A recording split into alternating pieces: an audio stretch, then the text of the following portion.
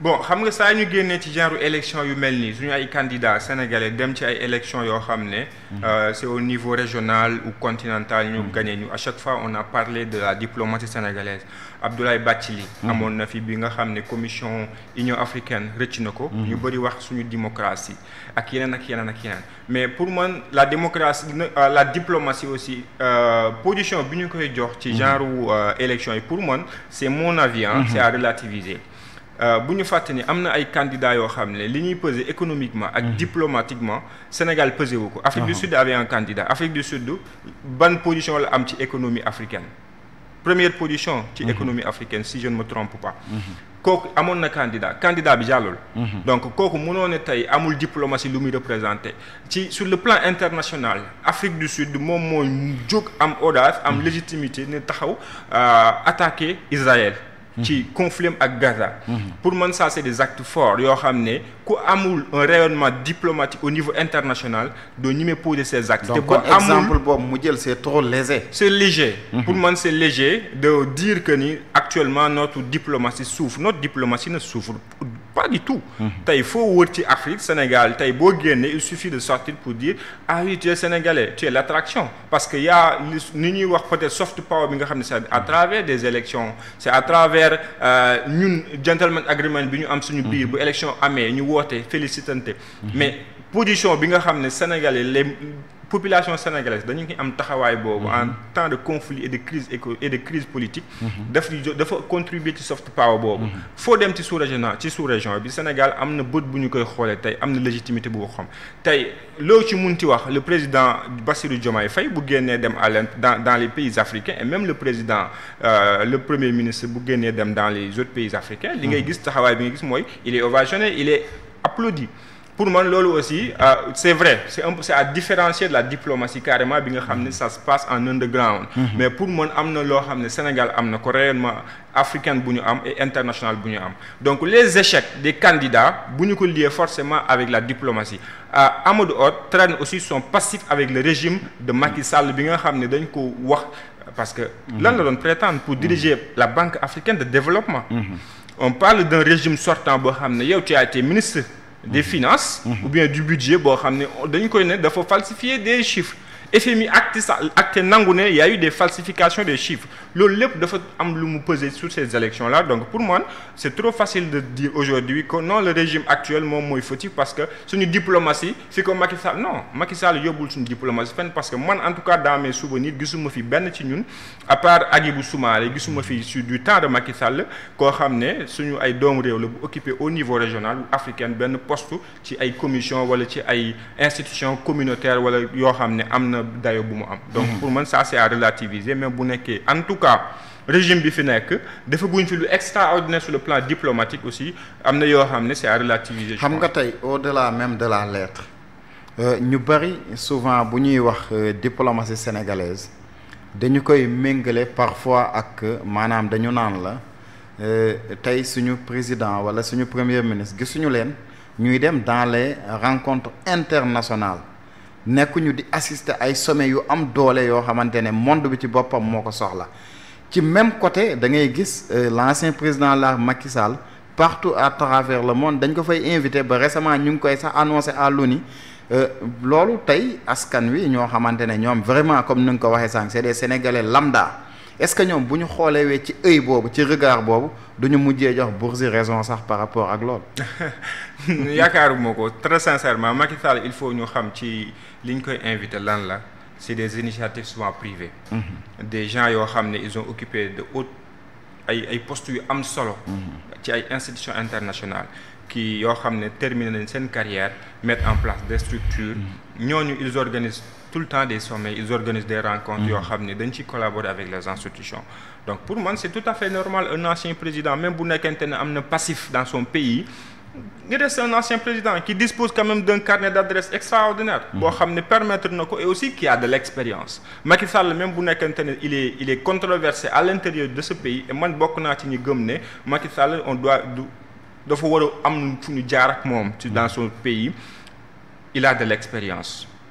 il a une expérience boo xam ne tey permettre na ko mu mun a toog discuter. Donc pour man il faut un peu faire cette différence entre participer à des sommets, participer à des rencontres internationales et la diplomatie. La diplomatie souvent ça ne se fait pas comme ça. Ça ne s'affiche pas. La diplomatie lu ci ëpp c'est en underground que ça se passe. di nga gis beaucoup d'états yoo xam ne dañuy critiquante dañuy waxante ci kaw mais la diplomatie ça da ngay jékki-jékki Donald Trump ak le président coréen. Oui da nga gis ñu ay fit ay dem nañ ba dañuy xeex ay woy kenn ku nekk menace sa bombe nucléaire nga jékki-jékki leen ñu serrante la main. C'est ça la diplomatie en réalité. Donc buñ ko jaawale ak dem sommet ONU buñ ko jaawale ak assemblée générale ONU buñ ko jaawale ak dem G7 non ça ce n'est pas la diplomatie, ça c'est la coopération internationale. C'est vrai que mënuñu ko dissocier carrément de la diplomatie parce que li la fa yóbbu il faut que nga am looy peser nga am looyu xam ne moom ngay peser devant ces institutions devant aussi ces grandes nations yi nga xam ne économiquement am na fu ñu tollu tey. Donc man je pense que bu ñu defee un peu la comparaison dañuy xaw a juum. Mais yow tey en tant que Abdou Khafor Kandji bokk ci mouvement Y'en a marre yow tey ban regard nga am par rapport ak la diplomatie sénégalaise de manière générale bu ñu génnee ci Robert Bourgi sax. jàpp naa ne très sincèrement li ma jàpp mooy am na une diplomatie de proximité boo xam ne le président Diomaye tàmbali na ko. bi ñu ko falee il a rompu ak tradition bi ñu gisoon ce premier voyage tu le réserve à l'Hexagone. gis nañ ne voyage am yu njëkk ci ay pays africains la ko def. gis nañ aussi son premier ministre voyage am yu njëkk ci biir daanaka pays africain la ko def.